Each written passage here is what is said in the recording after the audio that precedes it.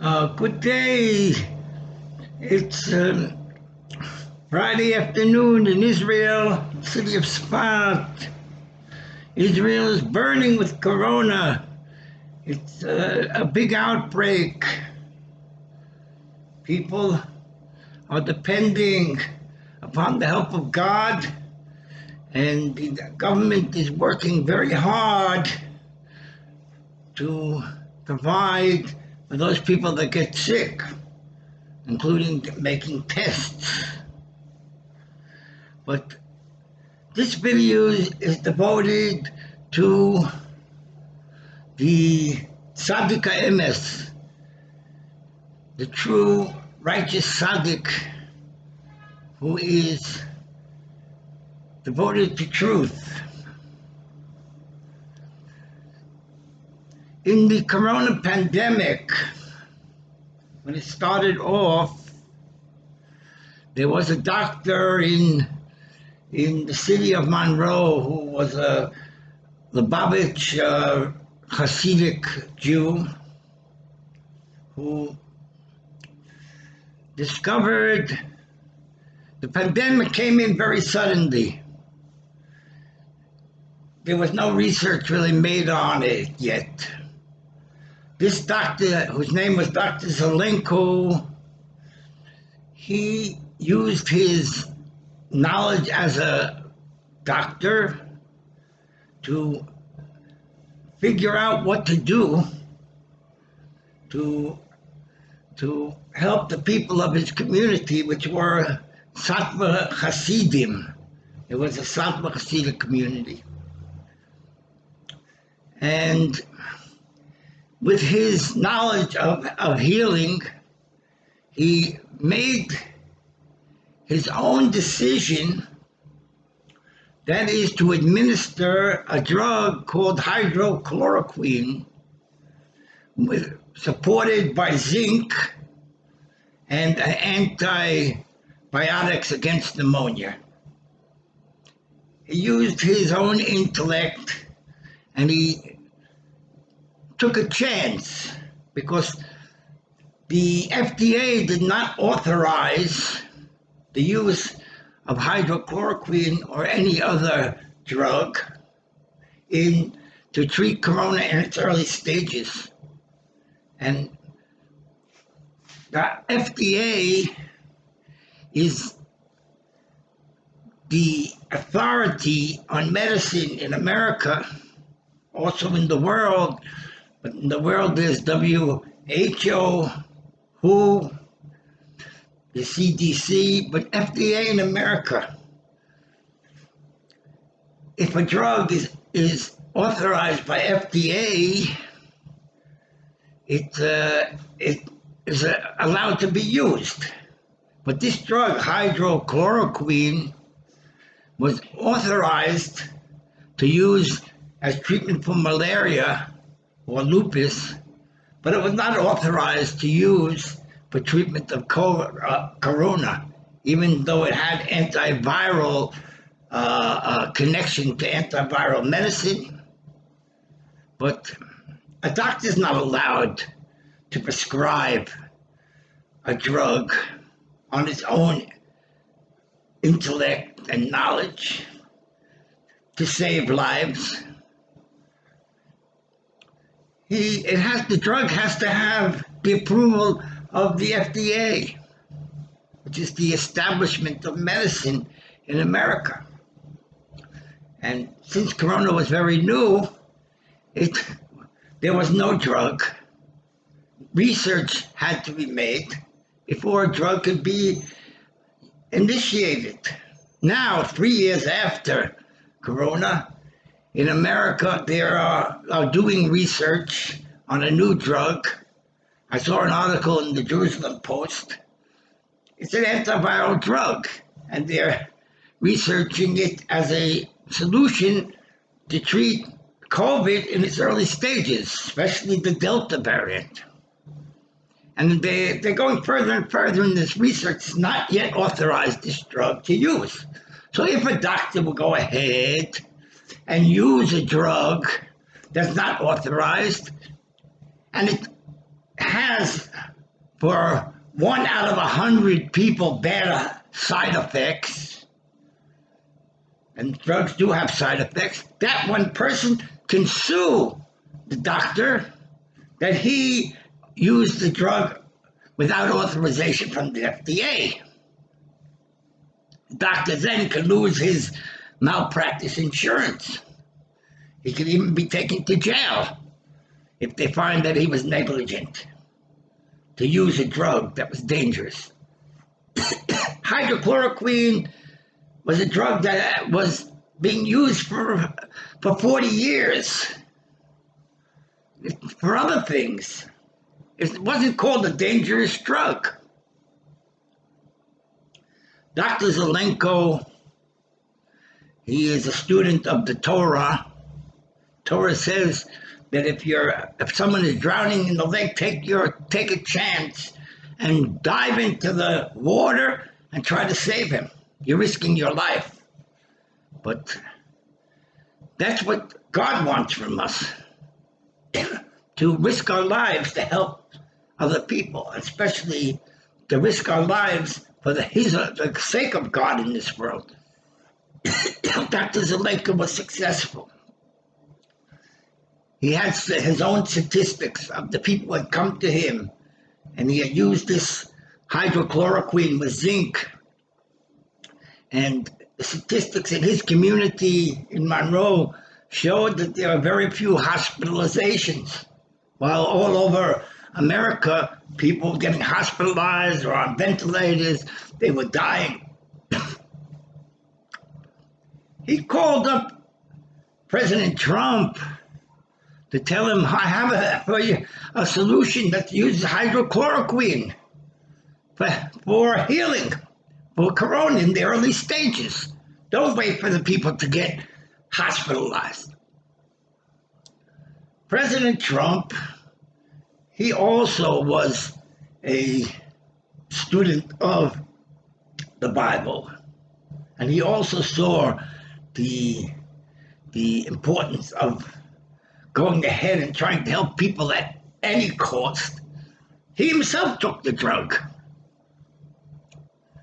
and showed that it wasn't dangerous.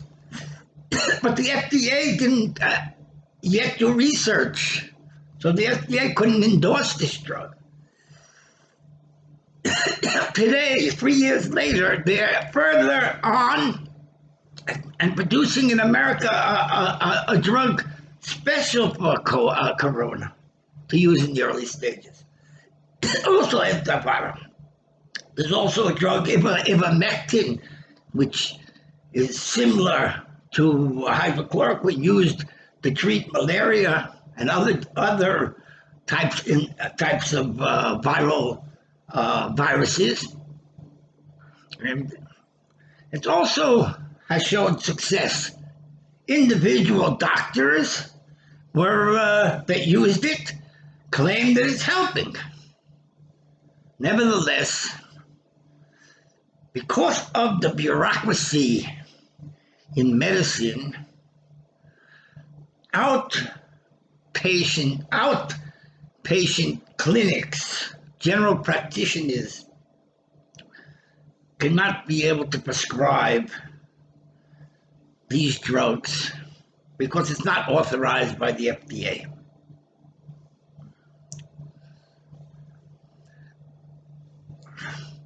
This is called bureaucracy in medicine. And the FDA authorized the vaccines, even though they weren't tested completely. People have a lot of doubts about the vaccines, but they went ahead and authorized it. That was their decision. This was the decision of the establishment to try the vaccines.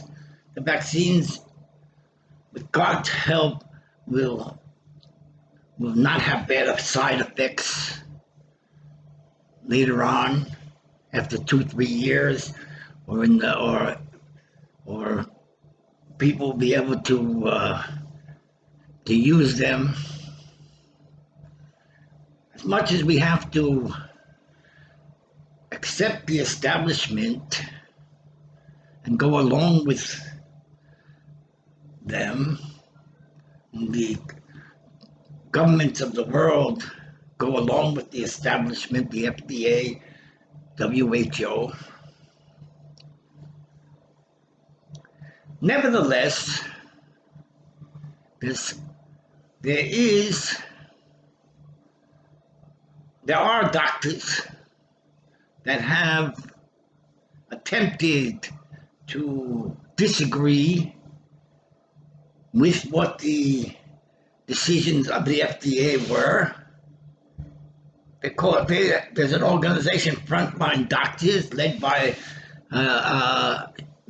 Dr. Simone.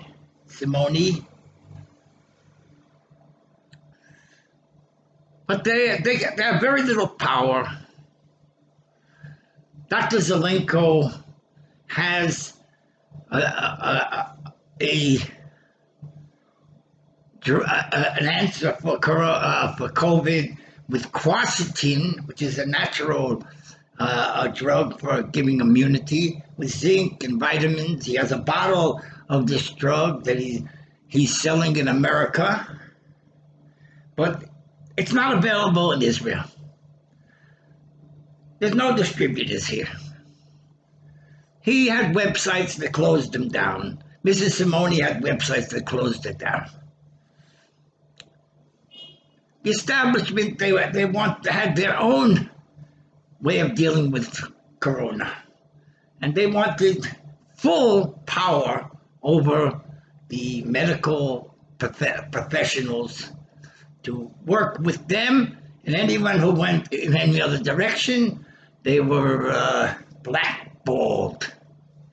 And who knows how many lawsuits they're already facing from people that are abusing the legal system, making malpractice claims. So in medicine, we see there's an establishment. Now, in religion, there's also an establishment. When Moses brought down the tablets, which had been written by God after the Jews had received the Ten Commandments at Mount Sinai, and they had been released from bondage from Pharaoh. But had 210 years, they were in Egypt and had to build those storehouses under terrible conditions. Moses came down from the mountain with the tablets which God had written, and he received opposition from the people of Israel. Though some say it wasn't really Jews, it was the people that came out from Egypt with the Jewish people. This is a topic for another lecture. And he broke the tablets, and he prayed to God for forgiveness for the Jewish people. 40 days and 40 nights he went out on the mountain. He didn't eat, he didn't drink. And he received a second set of tablets for the establishment of the biblical nation of Israel, a theocracy. The biblical nation of Israel was a theocracy. There was no freedom of speech. There was no free thinking allowed. Free thinking is connected to prophecy. People have their own approach towards connection to God. In the biblical nation of Israel, there was only one connection to God, which was to connect to God through the temple in Jerusalem. All altars throughout the country were forbidden to make. The only connection to God was through the temple of Jerusalem. that was in Jerusalem. A person, a prophet, someone who was a prophet, he had connection to God directly through prophecy, and he wanted to reveal the secrets that he received from God. He was not allowed to speak openly. There was no freedom of speech. And if he would speak openly and present new ideas and new insights into service of God, he could be put to death as a false prophet. It was forbidden to change the law. Moses gave that law, and the Jews were forever to follow strictly the law that Moses gave, not to change it. There was 613 commandments, not to add or subtract from these commandments. If there was another connection to God discovered by another prophet of God, just like Dr. Zelenko was not authorized to prescribe hydrochloroquine, so these prophets were not authorized to prophesize or to reveal secrets of God openly, publicly. In the Torah itself, it says the secrets of God belong only to God, and what is written in the Torah, that is the oral instructions, the interpretation of the Torah that is authorized by the rabbinical courts called the Sanhedrin, this is allowed to be taught, and any other way or connection to God is forbidden to teach. A person who does teach something that is not Orthodox Judaism, according to the Sanhedrin, this person could be brought up on charges. If he will agree to step down and keep quiet, so he'd be allowed to continue to live in Israel. But if not, he could be put to death also. This is what's called a theocracy. A theocracy is a dictatorship. It has in it only allows one particular king. The king is the Torah. The king himself is the king of the Torah. King David is the king of the Torah. King Solomon was the king of the Torah. Many of the kings went away from the Torah. But in the biblical nation of Israel, there was the first theocracy, establishment of national religion in the world. And I'm not talking against religion. Religion is very important. And it's important to have Torah scholars that maintain Orthodox Judaism. At the same time, the Sanhedrin could not control the influences of other prophets, and they were able to penetrate into the Jewish people and the world to make other religions. And each of these religions were also theocracies. So, in the biblical nation of Israel, there was the guidelines for the Jewish people.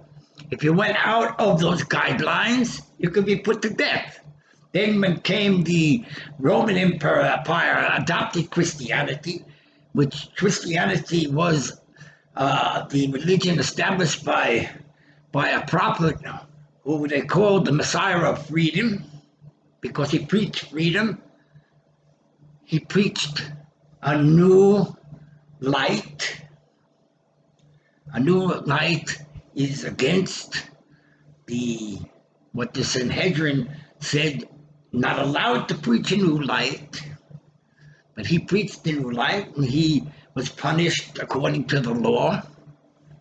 And the Roman Empire adopted Christianity, and they made a theocracy. And in their country, there was this one religion, one direction, and also the control over the leadership of the Roman Empire by those religious leaders who was accepted by them, and they had the power over the people and they established strict Orthodox Catholicism in the Roman Empire, the Byzantine Empire, and they went out to convert the world to believe in Jesus. Not only that, to convert to Christianity. Believing in Jesus is only possible according to their law if you convert. So they went out to convert, and even today, it's in their doctrine to baptize, to convert, to get people, Jews and other people, to baptize, and only through baptism can you come to know the Messiah of freedom, who was initially the Tzaddik Emes, the Messiah who sought truth, who said that Orthodox Judaism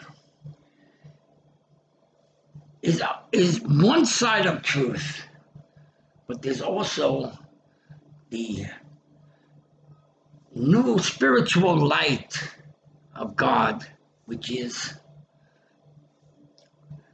the secrets of God, the secret of spiritual freedom. So in Judaism, the establishment says there's no spiritual freedom. The only freedom is redemption is to rebuild the nation and build the temple, rebuild the temple, reestablish the theocracy of Israel. The Messiah of freedom said, no, there's spiritual freedom for everyone. All they have to do is make the connection with me, he said. And he went out on to make a connection for all people, which would give them spiritual freedom, which is through resurrection. And when he died, his students said that he was resurrected. But the Roman Empire closed the doors on people who wanted spiritual freedom, and they made an Orthodox religion, which there was no freedom in in Christianity anymore. The only freedom was to go out and make crusades and convert people. That was the only freedom. There was no freedom of peace. There was a freedom of war. The same with, after that came Muhammad, Islam. They became he preached the freedom of war, fighting for the nation of Islam. He did not disagree. He believed in Judaism. It was a true religion. He believed in Jesus as a messianic figure. He believed, but he also believed in Adam and the story of Adam and Eve in the Garden of Eden before the sin. He accepted that. He wrote in a new scripture called the Quran that gave instructions to people how to follow, to be faithful to Islam, their nation. And he's in the Quran, it says that Muhammad was the last prophet. So therefore, that was it. They closed the book. They closed the way towards spiritual freedom. Only through Muhammad, and there's no free thinking. No one can have their own personal connection to God, which is the secret of spiritual freedom, connecting to God as an individual. You have to connect to God only through the nation of Islam. Christianity preaches that you have to connect to God only through the national Roman Byzantine Empire and the scriptures that they had made. These were the only ways to connect to God. In Judaism, the whole nation connected to God at Mount Sinai. But after that, the only connection to God was through learning the Torah. No free spiritual freedom. Prophecy was secondary to scholarship.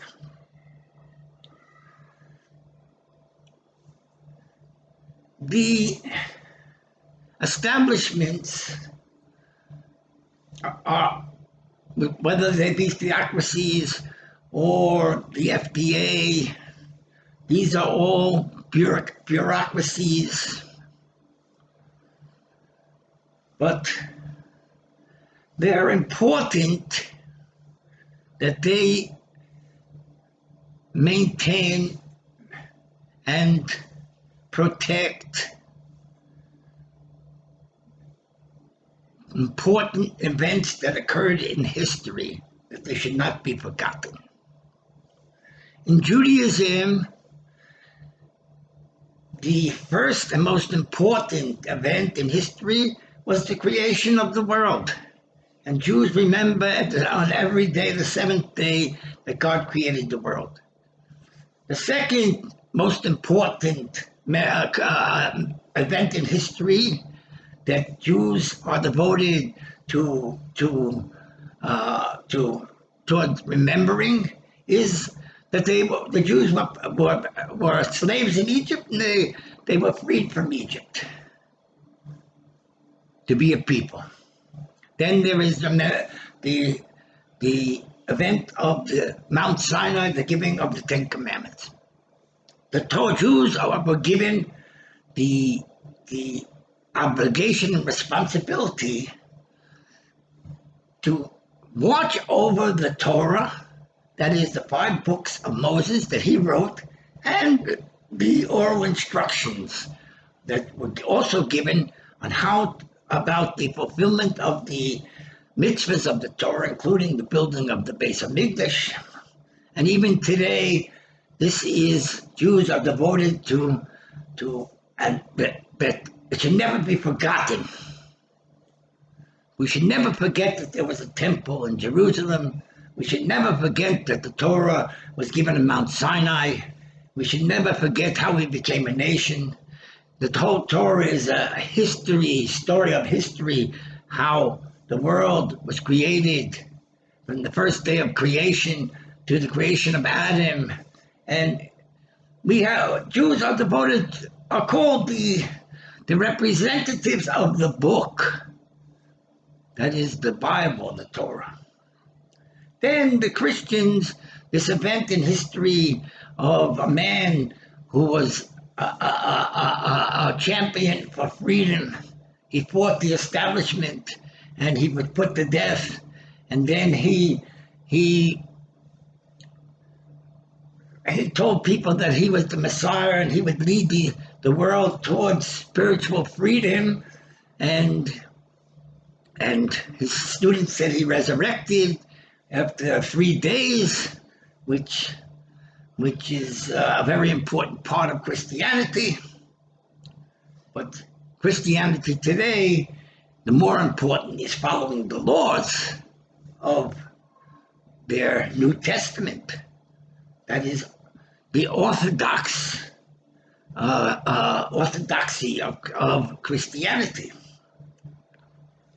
These laws were mostly based upon the Jewish law, but there were certain changes that were made. What's called spiritual freedom is not really taught in Orthodox Christianity. The Jews received spiritual freedom at Mount Sinai, which is, we're told in the Zohar, which is a new light of Judaism that came into the world 700 years ago, that this light of spiritual freedom is called the 50th gate. The Zohar is a book of a rebel. The one who wrote the Zohar is attributed to Reb Shimon Bar Yochai, but the one who wrote the Zohar, he was a rebel, because he says in the Zohar, it's more important to discover the secrets of the Torah and to discover spiritual freedom that's in the Torah than following the laws and precepts. This is called rebellion. Now, Torah scholars accepted the Zohar because the Zohar did not only teach that particular, only teach the priority of the secrets of the Torah over the following of the precepts. No, it also taught the importance of practicing the precepts. And it gave very great respect to Torah scholars that are not interested in the secrets of the Torah and spiritual freedom. They're interested in their obligation to God to preserve the memory of the giving of the Torah and to watch over the Torah, and that it should never be forgotten. So the Zohar, in one way, it's a rebel, because it does say that in the Tikkun Zohar, in the 18th chapter, and it says that many other places. And it does say in the Zohar that there's a reason why now it became important to reveal these deep secrets, especially because the one who wrote the Zohar, he is the authentic of the most authentic spiritual prophets that the world has ever known. And he has brought a correction to the world of the atrocities of these theocracies that preach only one way to God, And the Zohar says there is more than one way to God. So each of these theocracies is preaching one way, and the Zohar says there's three ways. There's right, left, and center. And because of that, the biblical nation of Israel was destined to be conquered, and the first temple and the second temple were destined to be destroyed, because there had to be revealed in the world a new light. There's an old light, which is religion, and a new light, which is spiritual revelation. This concept came into the world during the Islamic Empire, Ottoman Empire, city of Accra, by a prophet who was established the ideology of Baha'i, that he said just the words that I'm saying, and he was put in jail for it. The establishment didn't accept it. Dr. Zelenko was not put in jail, but nevertheless he was blackballed for rebelling against the FDA. And other doctors continue to try to bring the people medicines that they know work, but the establishment will not accept these medicines until they have trials, and it will take time, and then many people will die because of it. But there's always going to be an establishment. The only thing is that we have to recognize that there is a limitation that this establishment is it's like it has handcuffed. It cannot budge. That's the way it is. That's medical law. That's Jewish law. That's Christian law. That's Islam. But if we want to have peace, we want to reach that level of spiritual unity on earth, we have to accept the teachings of the Zohar. That is, that there is three directions of spirituality. There's Orthodox spirituality on the right side, and there's Orthodox spirituality on the left side. The right side we could call what was revealed through Judaism. The left side, what was revealed through Christianity.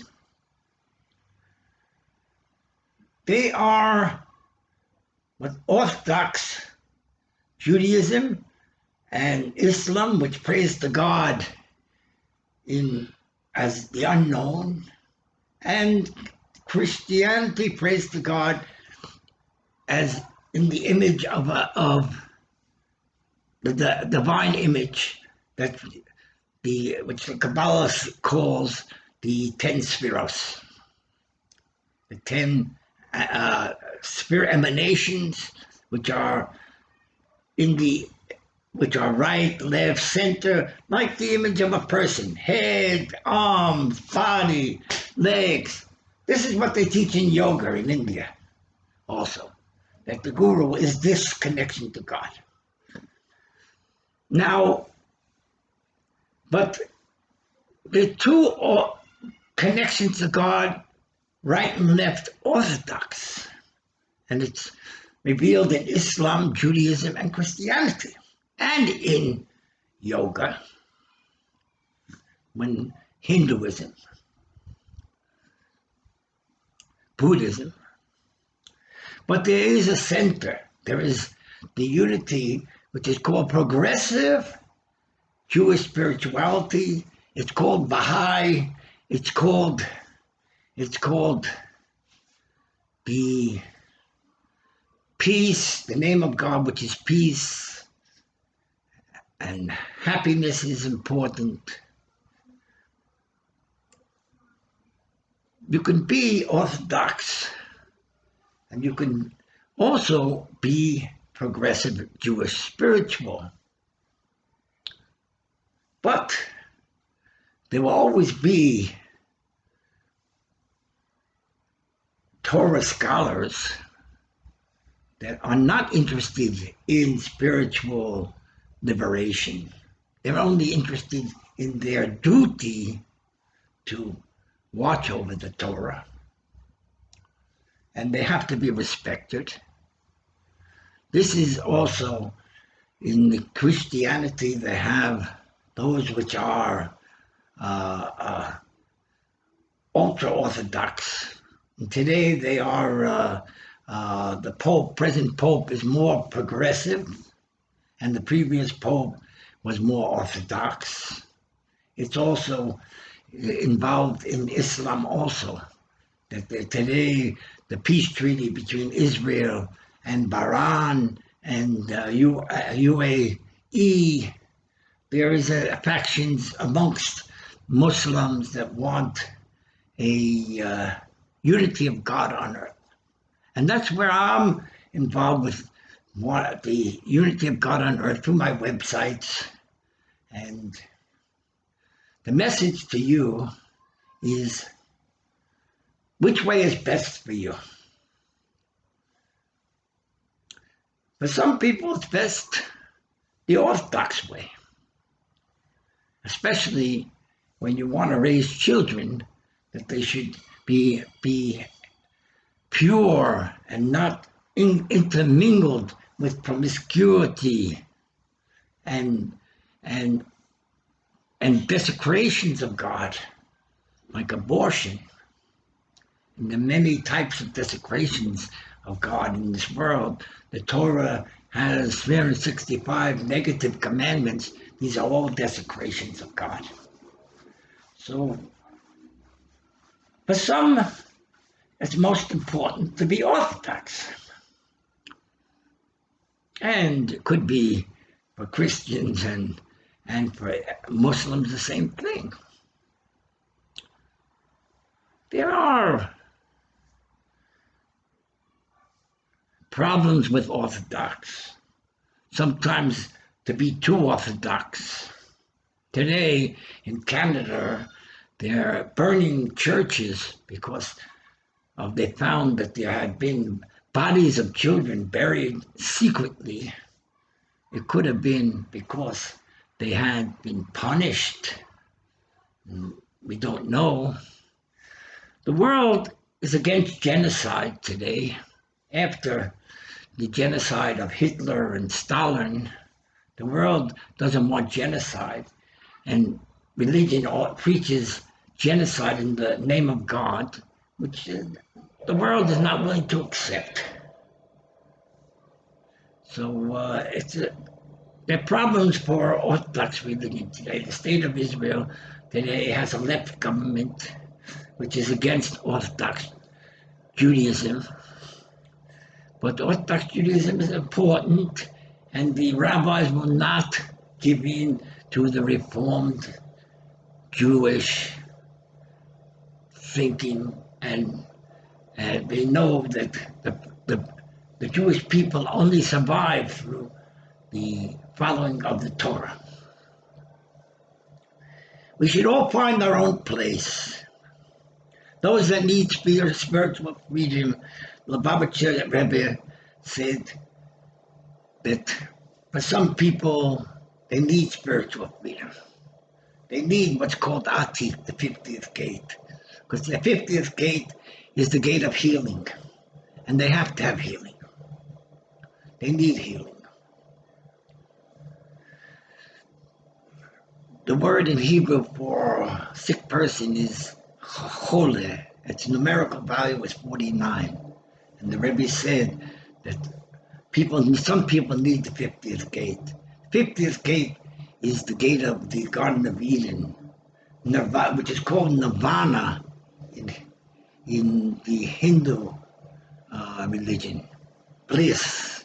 People need peace of mind. that inner bliss. They are very, very gentle souls, and they can't take it. That aspect of Orthodox Judaism, which is always at war with Judaism, the war against assimilation. Christianity and other religions that have their own wars, even today. And we see how Christianity is having a lot of problems. How Europe has almost lost religion altogether. And Islam is growing, but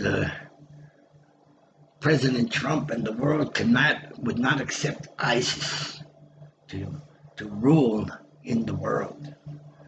So this is the world. Corona is with us. It's come back. It's the Delhi variant from India.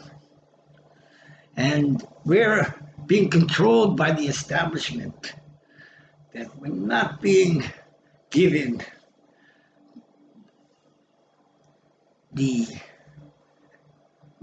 all the things that we need. We're being told we have to depend upon the vaccine when there are over 20 drugs that can help with people who get corona. Why? Why is the drug, the bottle called Z Health of Dr. Solenko, why is it not available in Israel? He's a Jew, and we need it. We could take these this bottle has quercetin in it, zinc, vitamins, 1 pill, 2 pills a day.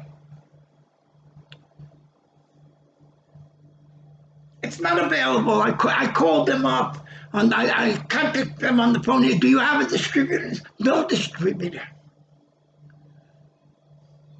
We are being controlled by the establishment.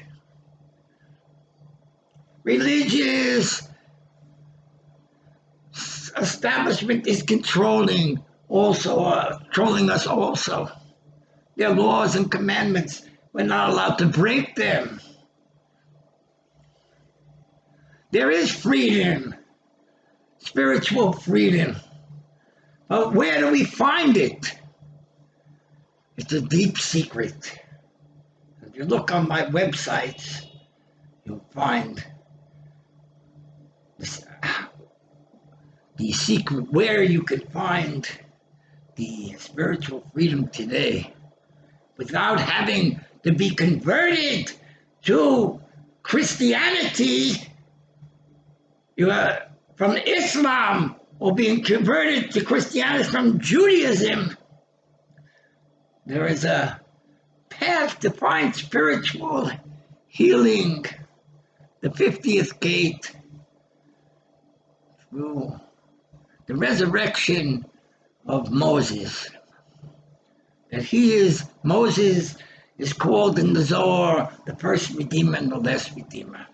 He becomes the last Redeemer when he resurrects together.